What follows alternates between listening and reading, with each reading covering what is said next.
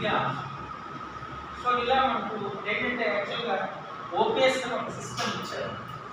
OPS operating system అయితే అది ఒరిస్సా వాళ్ళ సిస్టమ్.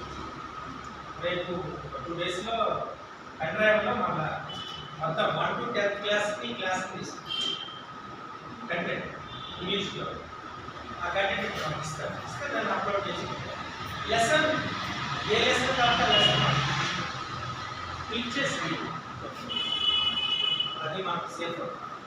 ఇందులో ఉన్న అడ్వాంటేజ్ ఏంటి అంటే మనకి డస్ట్ ఫ్రీనెస్ అనేది డిఫరెంట్ సాఫ్ట్వేర్స్